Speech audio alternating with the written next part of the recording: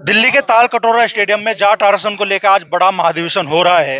अखिल भारतीय जाट महासभा के राष्ट्रीय महासचिव चौधरी युद्धवीर सिंह भी पहुंचे हैं। उनके साथ साथ में हरियाणा, उत्तर प्रदेश और दूसरे प्रदेशों से भी लोग यहाँ बड़ी तादाद में पहुंच रहे हैं। तो क्या इस महाधिवेशन में जब विचारों का मंथन होगा तो क्या निष्कर्ष निकलने वाला है और जाट समाज आज किन समस्याओं को महसूस कर रहा है, इसी बारे में चर्चा करने के लिए हमारे साथ जाट समाज के कुछ प्रबुद्ध लोग मौजूद है। भाई क्या नाम है आपका? रविंद्र बालियान, मैं राष्ट्रीय सचिव हूँ अखिल भारतीय जाट महासभा का। देवेंद्र जी, आज महाधिवेशन हो रहा है। रविंद्र बालियान। रविंद्र सॉरी, आज महाधिवेशन हो रहा है अखिल भारतीय जाट महासभा का। किन मुद्दों पर चर्चा होगी? आज हमारे यहाँ जो है चर्चा होगी ओबीसी आरक्षण को लेके कि हमें जो है सरकार ने वादा करा था कि हमें जो आरक्षण दिया जाएगा। सरकार के 2 टर्म पूरे होने वाले हैं, 10 साल पूरे हो जाएंगे, मगर अब तक कोई जवाब, कोई भी उस पर कार्रवाई नहीं है। आज उस पर निर्णय लिया जाएगा। आज अपनी जितनी कौम है, अपनी सरदारी है, सब चौधरी लोग आज बैठ सलाह की जाएगी हमारा आगे का निर्णय क्या होगा, कैसे क्या हमें आगे करना है जाट आरक्षण को लेकर। तो क्या आज इस महासभा के अधिवेशन में कोई बड़ा फैसला 2024 के चुनाव को लेकर भी हो? बिल्कुल करेंगे। ये तो हमारे लीडर बताएंगे क्या फैसला करेंगे, पर हमारा जोर रहेगा कि आज फैसला करो। जो हमें कोई नहीं कुछ दे सकता वो हमारा क्या लगे, हम कब तक लड़ते मरते रहेंगे हैं? हमारी अगर ग्राउंड पर जाके ये स्थिति देख तो जाट की क्या स्थिति करके भगा दी, तो उसके लिए जिम्मेदार कौन है? सरकारें तो जिम्मेदार है। जब आपने ऐसे से लोगों को आरक्षण दे रखा जिनको देने का औचित्य नहीं था, हैं? जाट ने कोई गुनाह कर दिया? इस धरती का सीना पाड़ के इनको खाने के लिए देते हैं और अपने आप भूखे लेट जाते हैं। अपने बच्चों को सही जगह शिक्षा भी नहीं दे सकते, उनको ये नौकरी तलक नहीं दे सकते, तो हम ऐसी सरकारों का क्या करेंगे हैं? हमारा तो ये है कि जो हमें देगा हम उसके बारे में सोचेंगे। अच्छा, जिस तरीके से पिछले कुछ सालों में कोई भी बड़ा मूवमेंट देश में चला, वो किसान हो तो जाट के नाम पे उसे बदनाम करने की कोशिश की गई। महिला पहलवान धरने पे बैठी, उसे भी जाट समाज से जोड़ दिया गया।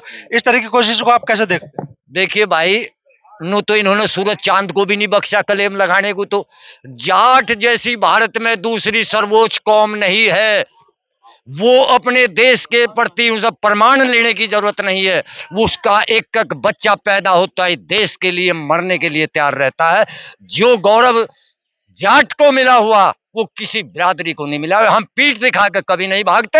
हम देश के लिए कुछ भी करने को तैयार है।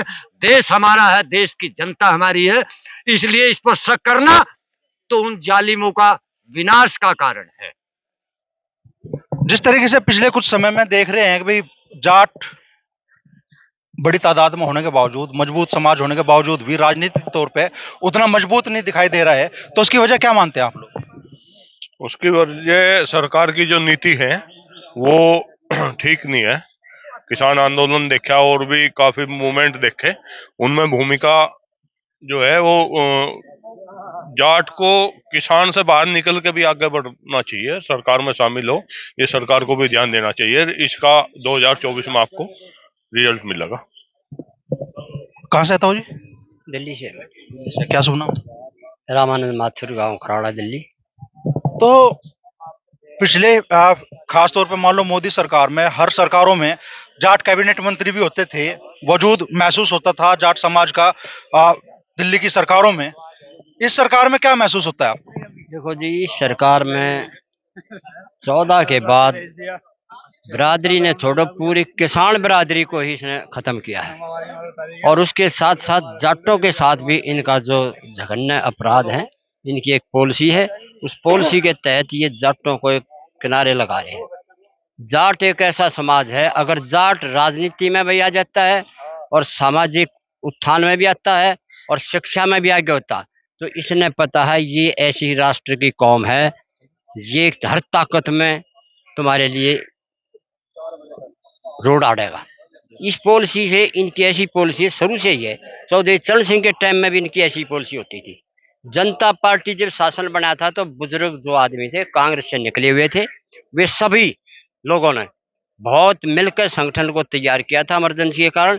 उस संगठन को भी तोड़ने में सबसे बड़ा हाथ बीजेपी का था। हम उस टाइम चरण सिंह के अनुयायी थे, आज भी पॉलिसियों के अनुयायी हैं। हम गरीब किसान और मजदूर के हितैषी हैं। गरीब के साथ जहां भी अन्याय होगा जाट बिरादरी उसके साथ संघर्ष से खड़ी होती है और लड़ेंगे उनके साथ और उनके हकों की लड़ाई लड़ते रहेंगे। चाहे आगे कुछ भी हो जाओ, हाँ जी, आगे कहीं भी कुछ भी संघर्ष करना पड़े, हम बिरादरी के छोटी कास्ट के लिए, छोटे गरीब किसान मजदूर के लिए हम पूरा संघर्ष करेंगे। अगर उनके साथ अन्याय होगा तो हम उनके साथ खड़े रहेंगे और सरकार के भी खिलाफ खड़े होंगे। अगर सरकार हमारी बातों को नहीं मानेगी तो हम सरकार के खिलाफ बिल्कुल बताएंगे। और इस सरकार की पॉलिसी गरीब आदमी के लिए ज्यादातर खराब ही है। उसमें 36 बिरादरी का गरीब आ चुका, हर गरीब के खिलाफ इनकी पॉलिसी अच्छी नहीं है। इसलिए हम गरीब हितैषी है, रहेंगे आने वाले टाइम में। कोई भी जाति का गरीब आदमी है, गरीब मजदूर है, उसके साथ खड़े हम। हाँ, यही हमारा नारा है और इसी उद्देश्य पर चल रहे हम। चौधरी चरण सिंह की, चौधरी छोटू राम की नीतियों के अनुयायी हम। कुछ और लोग भी यहाँ पहुंचे हैं, राजनीतिक तौर पे मजबूत हस्तियां भी यहाँ पहुंची हैं। क्या नाम बताया सर आपने? दिलीप सर, एक मिनट। शास्त्री सर, एक minute sir. Sir Ramanand Shastri ji है हमारे साथ में, दिल्ली विधानसभा के पूर्व सभापति रहे हैं।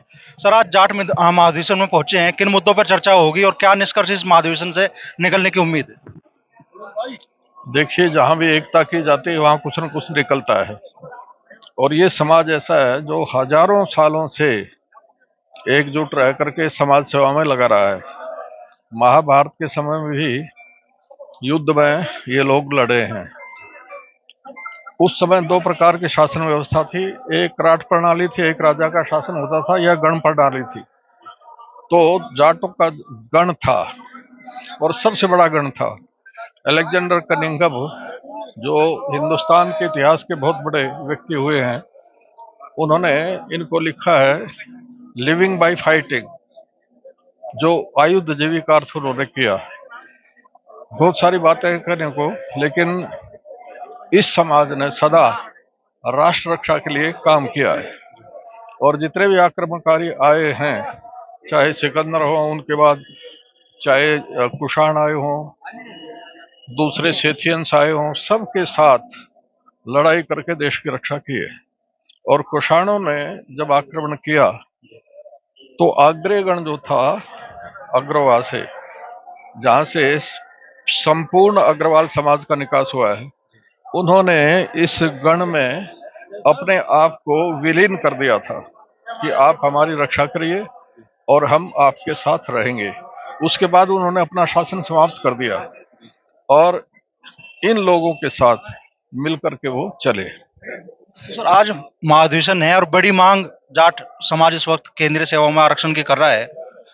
क्या आज कोई बड़ा निष्कर्ष इस महाधिवेशन से निकल सकता है इस बारे में? बड़ा निष्कर्ष निकलने का समय है नहीं। जो लोग सत्ता में बैठे हुए इनके विरोधी हैं, इसलिए किसी भी मान को, आपने देखा आरक्षण की बात आई थी, उसके बाद किसान आंदोलन चला, 750 किसानों ने बलिदान दिया, लेकिन हमारे महाशय बोले तक नहीं।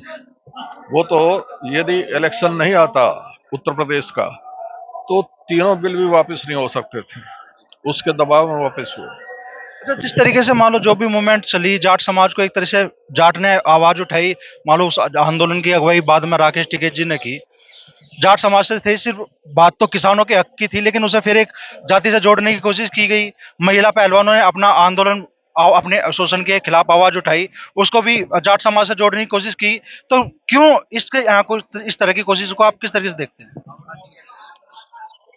देखिए, समाज के साथ ये सदा से दुर्भाग्य रहा है, क्योंकि ये ताकतवर समाज है, खुद अकेला न खाकर दूसरों को भी खिलाता है।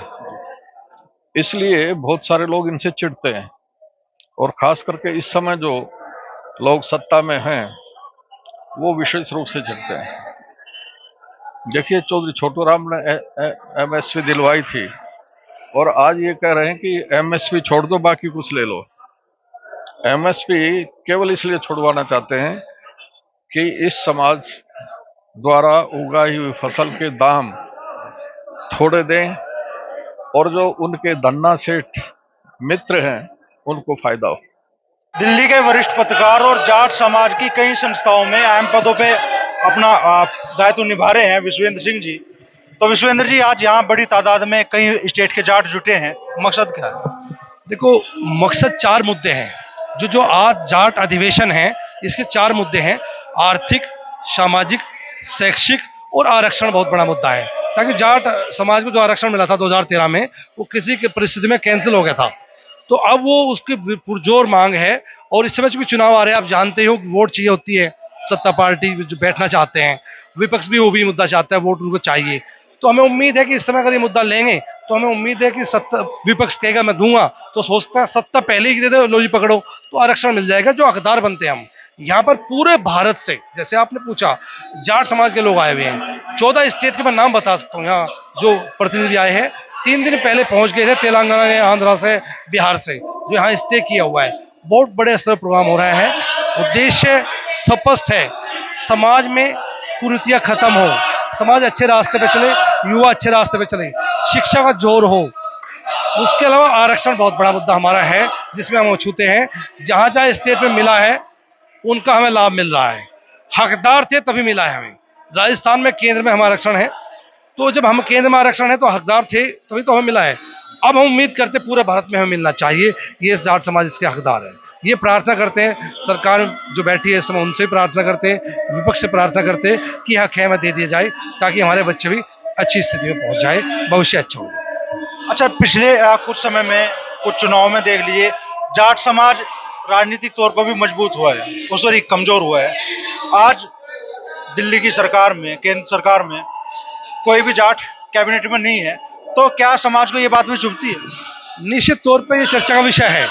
कोई दबी जुबान से करे, मुखर होकर करे या खुल के करे, तो चर्चा है कि पहले कैबिनेट के 2-2 मंत्री रहते थे, एक तो परमानेंट स्थिति थी, कोई भी सरकार रही हो।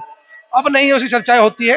उम्मीद है भारत के प्रधानमंत्री इस पर ध्यान देंगे, उम्मीद है अमित शाह जी ध्यान देंगे, और जाट समाज के जो हमारे मंत्री संजीव बालन जी बैठे हैं, उनको कैबिनेट मंत्री बनाएंगे, या कैलाश चौधरी कैबिनेट मंत्री बनाएंगे, ऐसे उम्मीद करते हैं। या कोई और चेहरा ला करके उनको कैबिनेट बनाएंगे, ताकि देश के सभी वर्गों का काम कर सके, अच्छा हित कर सके।